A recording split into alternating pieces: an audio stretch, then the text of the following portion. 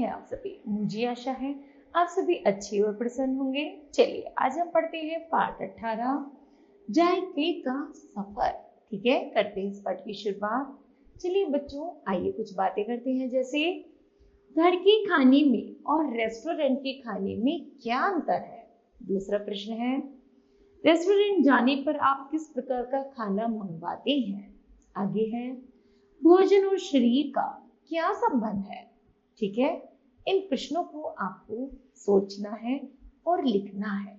आगे है, सफर हमेशा से ही रोमांचित करने वाले और अविस्मरणीय होते हैं, विशेषकर जब वह सफर हमारी जिह्वा के अनेक स्वाद तंतुओं को झंकृत करते हुए पेट के रास्ते आत्मिक संतुष्टि का अनुभव कराए। चौंकिए मत, क्योंकि यह सफर है स्वाद यानी जायके का, और यह सफर तब और विशेष हो जाता है जब जायका भारतीय संस्कृति की विविधता का स्वाद समेटे हो। ठीक है, चलिए आइए शुरू करते हैं। भारतीय भोजन यहाँ की परंपरा, सांस्कृतिक विविधता और अमृत तुल्य स्वाद का बेजोड़ संगम है। इस उपमहाद्वीप के प्रत्येक भौगोलिक क्षेत्र के व्यंजन और उन्हें पकाने की विधियों का एक दूसरे से बिल्कुल भिन्न होना भारतीय भोजन की थाली को एक विशिष्ट रूप प्रदान करता है। अपनी इसी विशिष्टता के कारण भारतीय व्यंजन पूरी दुनिया में लोकप्रिय है। इसका उदाहरण है लगभग सभी बड़े देशों में मौजूद भारतीय भोजनालय, जहां सप्ताहांत या अवकाशों पर भोजन के लिए विदेशियों की भीड़ लगी रहती है। प्राचीन समय से ही भारत में आने वाले विदेशी व्यापारी यहाँ के व्यंजनों के इस कदर दीवाने हो जाते थे कि वे इन्हें बनाने की विधि सीख कर जाते थे और साथ ही यहाँ के गरम मसाले भी खरीद कर ले जाना नहीं भूलते थे। ब्रिटिश शासनकाल में सब्जी में विभिन्न मसाले डालकर बनाई कैकारी अंग्रेजी को इतनी पसंद थी कि उन्होंने उसे काट छांट कर छोटा कर दिया और करी बना दिया।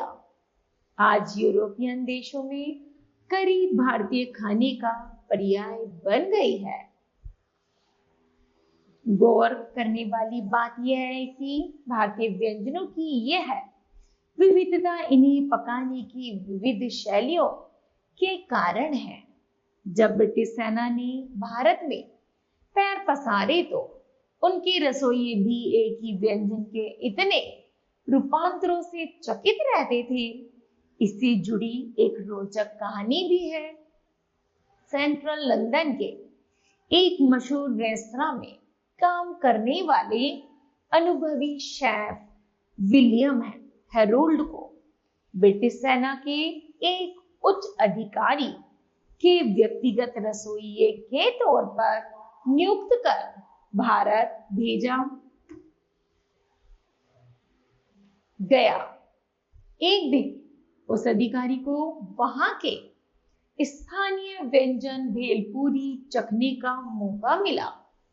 उसे वह इतनी पसंद आई कि उसने विलियम्स को भेलपूरी बनाने की विधि पता लगाने को कहा। यह काम आसान नहीं था, क्योंकि उस समय खाना बनाने की विधियां मौखिक रूप से ही एक पीढ़ी से दूसरी पीढ़ी तक पहुंचाई जाती थी, लिखित रूप में उपलब्ध नहीं थी। नतीजा यह हुआ कि विलियम्स को भेलपूरी बनाने की विधि जानने के लिए घर घर जाना पड़ा, लेकिन पूरे दिन छानबीन के बाद वह भेलपूरी बनाने की कोई एक विधि नहीं खोज पाया, क्योंकि हर घर में यह व्यंजन अलग तरह के मसालों और तेल से बनाया जाता था। मूल सामग्री एक होने पर भी उसमें डाले जाने वाले मसालों और पकाने की शैली की विविधता के कारण तैयार व्यंजन का स्वाद और रंग रूप दोनों बदल जाते हैं। उत्तर भारत की अरहर की दाल गुजराती या हैदराबादी दाल से भिन्न होगी। पंजाब का बड़ा और दक्षिण भारत का बड़ा स्वाद में एक दूसरे से बहुत अलग है।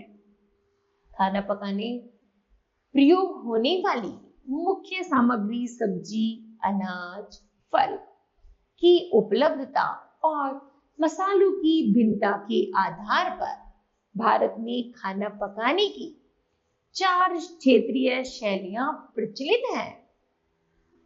पहली है उत्तर भारतीय।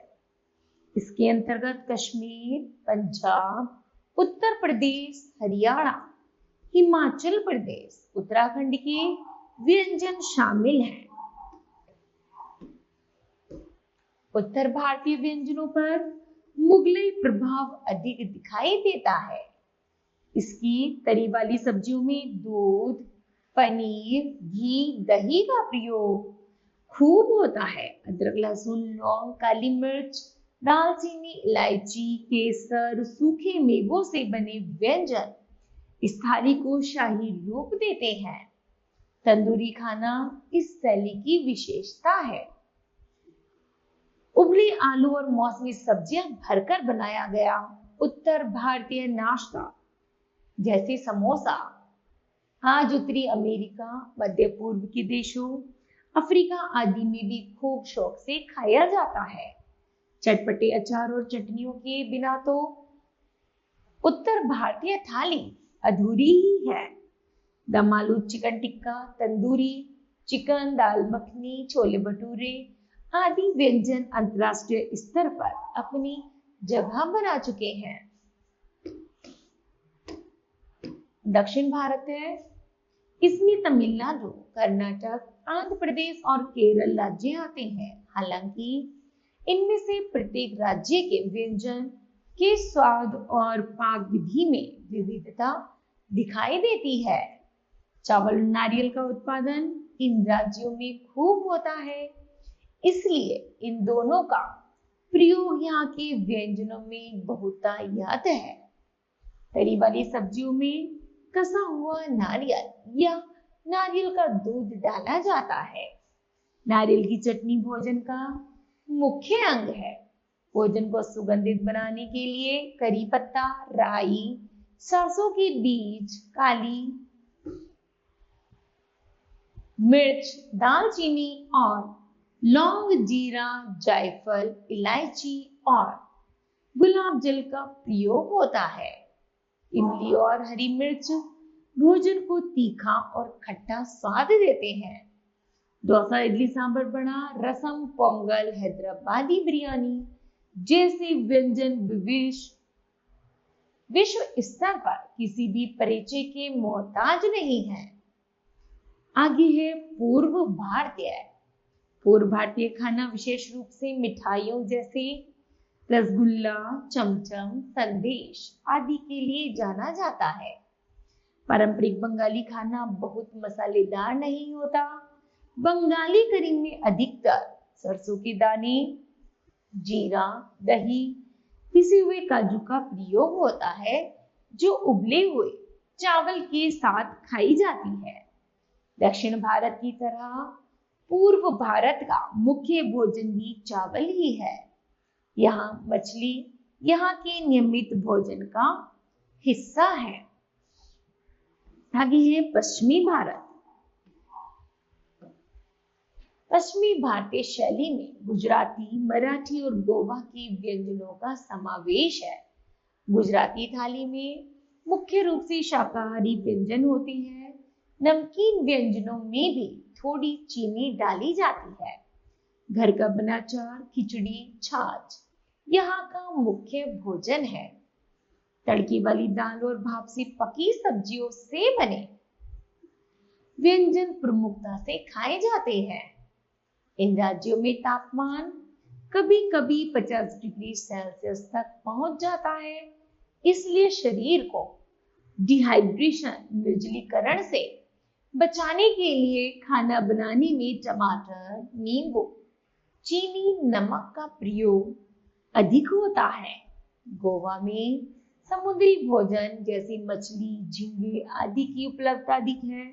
यहाँ के शाकाहारी लोग भोजन में प्याज, लहसुन और मसालों का प्रयोग न के बराबर करते हैं। व्यंजन शैलियों की इस विविधता में भी एकता का प्रमाण तब मिलता है जब उत्तर भारत के लोग इडली, डोसा भी उसी चाव से खाते हैं जिस चाव से दक्षिण भारत के लोग दाल रोटी खाते हैं। गुजराती खमण, ढोकले का स्वाद पूर्व भारत के लोगों के जुबान पर भी है। बंगाली रसगुल्ले को चखने के लिए अब आपको कोलकाता जाने की जरूरत नहीं, अपने ही शहर में आप उसका स्वादन कर सकते हैं। दुनिया के किसी भी देश में स्वाद प्रेमियों के लिए व्यंजनों के इतने विकल्प मौजूद नहीं होंगे। भारतीय मिठाइयां तो पूरे इंग्लैंड, फ्रांस, संयुक्त राज्य अमेरिका में इतनी लोकप्रिय है कि उन्हें यूरोपियन और उत्तरी अमेरिकन व्यंजनों में भी शामिल कर लिया जाता है। बंगाली रसगुल्ला, पायसम अर्थात खीर, श्रीखंड, मैसूर पाक, गुलाब जामुन, जलेबी, हलवा, कुल्फी आदि कुछ ऐसी ही मिठाइयां हैं जिन्होंने सात समुंदर पार लोगों के मुंह में ही नहीं अपितु दिलों में भी मिठास घोल दी है। पिछले कुछ दशकों में वैश्वीकरण के चलते भारत और अन्य देशों के लोगों का अंतर्राष्ट्रीय आवागमन बढ़ा है। विभिन्न नागरिकताओं का प्रभाव निश्चित रूप से ही भोजन की थाली पर भी पड़ा है। यानी अब अनेक विदेशी व्यंजन भी भारतीय रूपांतरों के साथ लोगों को परोसे जाते हैं। देसी चाइनीज, आलू टिक्की, बर्गर, हर्बल पास्ता के रूप में विदेशी खानों के चटपटे भारतीय संस्करणों की खुशबू से ही मुंह में पानी आ जाएगा। ब्रेड आज भारत की सभी घरों में नाश्ते के रूप में खाई जाती है। खाना पान की इस मिश्र संस्कृति का सकारात्मक पहलू यह है कि जब तक स्वाद की यह मात्रा जारी रहेगी, वसुधैव कुटुंबकम की भावना पुष्ट होती रहेगी। ठीक है, इस तरह बच्चों यह पाठ समाप्त होता है। मुझे आशा है कि आप सभी को यह पाठ समझ आया होगा। धन्यवाद।